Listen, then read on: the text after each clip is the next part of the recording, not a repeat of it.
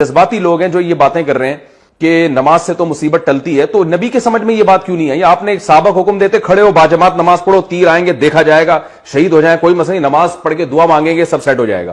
او بھائی اسباب یہ کہتے ہیں کہ تیر جب آتا ہے نا، گولی جب آتی ہے تو وہ نمازی اور روزے دار اور بے نمازی میں فرق نہیں کرتی۔ آپ نمازی کے یہاں رکھ کے بندوق چلائیں گے وہ بھی مرے گا، چرسی کے رکھ کے چلائیں گے وہ بھی مرے گا، یہ گراؤنڈ ریئلٹی ہے۔ اسی وجہ سے تو نبی نے حکم دیا کہ جب نماز میں سانپ نظر آئے تو نماز توڑ کے سانپ کو مار دو، یہ صحیح حدیث ہے۔ یہ تھوڑی حکم دیا کہ نماز میں سانپ نظر آئے تو کوئی بات نہیں، تمہارا بھی اللہ سے کنیکشن ہے اور نماز بلاؤں کو ٹالتی ہے، تو یہ سانپ کیا بلا، یہ خود ہی ٹل جائے گی، تم نماز نہیں چھوڑنا، بلکہ حکم دیا نماز چھوڑو پہلے سانپ کو مارو۔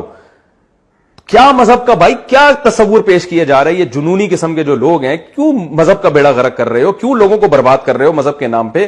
علم صحیح نہیں ہے تو چپ رہ جاؤ، یہ زیادہ بہتر ہے تمہارے لیے۔ تو یہ نبی صلی اللہ علیہ وسلم کی تعلیمات ہے جو میں آپ کو بتا رہا ہوں۔ اب آپ دیکھیں، آپ صلی اللہ علیہ وسلم نے وہ تمام اسباب اختیار کیے غزوہ خندق میں۔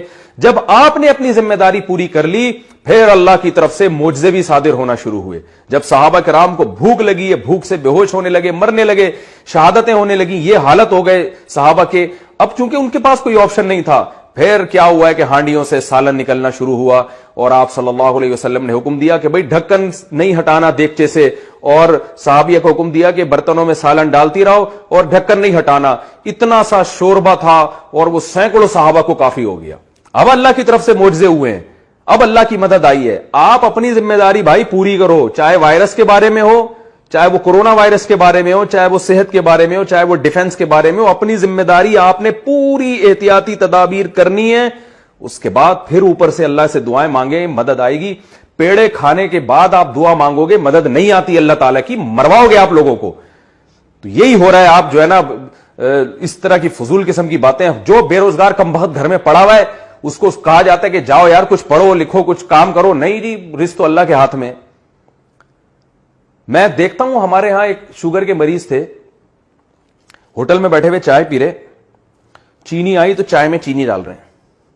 ایک آدمی نے ان کو کہا کہ حضرت آپ شوگر کے مریض ہو، چینی ڈال کے پی رہے ہو؟ انہوں نے کہا بھائی جان موت زندگی اللہ کے ہاتھ میں ہے، جب مارنا اللہ ہے، بچانے والا، بچانے والا کون ہے؟ اللہ ہے۔ تو میں اس وقت چھوٹا تھا، مجھے شروع سے ہی بے عقلی کی باتیں سمجھ میں نہیں آتی الحمدللہ، تو میرا دل چاہا کہ میں ان سے بولوں کہ مارنے والا بھی اللہ ہی ہے۔ ایک بات کر رہے ہو کہ بچانے والی ذات اللہ کی ہے، تو کیا یہ جتنے لوگ جو مرتے ہیں یہ کس نے مارے ہوتے ہیں؟ گورنمنٹ نے مارے ہوتے ہیں؟ کس نے مارے ہوتے ہیں؟ اللہ ہی مار رہا ہوتا ہے سب کو۔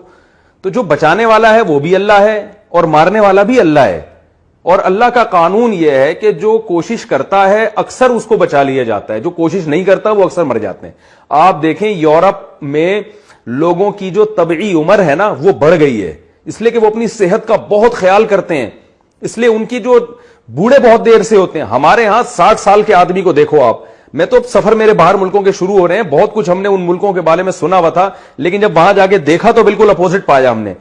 ان لوگوں کی صحتیں بہت، وہ تو وائرس آ گئے، وہ تو اللہ کا عذاب بن کے جس نے پوری دنیا میں تباہی مچا دی ہے، لیکن جرنلی ان لوگوں کی صحتیں بہت اچھی ہیں، عمریں ان کی لمبی ہیں۔ وجہ اس کی یہ کہ وہ خیال 60 سال میں تو وہ بعض ان میں یہ کہتے ہیں کہ اب تم نے جینا شروع کیا ہے۔ ہمارے ہاں 60 سال کے آدمی کا حال دیکھو آپ، توندیں نکلی ہوئی ہیں، اور اس کی شوگر کا مریض ہوگا، بلڈ پریشر کا مریض ہوگا، اور گردے اس کے فیل ہو چکے ہوں گے۔ ہمارے ایک دوست ہیں کینسر کے بہت بڑے اسپیشلسٹ ہیں، یو کے میں ہوتے ہیں، میں ان کا کئی دفعہ تعارف کروا چکا ہوں، اور ہیں پاکستانی، بڑے نیک آدمی ہیں۔ کہتے ہیں کہ مجھے کہنے لگے کہ یار مفتی صاحب پاکستان کے بارے میں رپورٹ یہ تھی کہ یہاں کینسر کے مریض بہت کم ہیں، اور یو ایس اے میں اور یو کے میں بہت زیادہ ہیں۔ تو کہہ رہے ہیں میں بڑا خوش ہوتا تھا کہ چلو ایک مرض تو ایسا ہے پاکستان میں جو بہت کم ہے اور دنیا میں زیادہ ہے۔ کہنے جب میں پاکستان آیا اور میں نے ہسپتالوں کا وزٹ کیا تو پتا چلا کہ یہاں کینسر کی بیماری بہت زیادہ ہے، صرف زیادہ نہیں بہت سے بھی زیادہ ہے۔ تو کہہ رہے ہیں پھر میں نے کہا یار رپورٹ کیوں نہیں ہے؟ پتا چلا کہ یہاں رپورٹ تیار ہی نہیں ہوتی ہے، یہاں کوئی ڈاکومنٹ بنتے ہی نہیں ہے کہ کتنے مریض ہیں اور کتنے نہیں ہیں۔ کہہ رہے ہیں ہسپتالوں میں جا کے پتا چلا بھائی یہاں تو، اور خاص طور پر بریسٹ کینسر جو خواتین میں ہو تو بہت ہی زیادہ ہے۔ تو وجہ کیا ہے بھائی؟ یہ کیا شریعت کی تعلیمات ہیں؟ کیا صحابہ ایسے تھے؟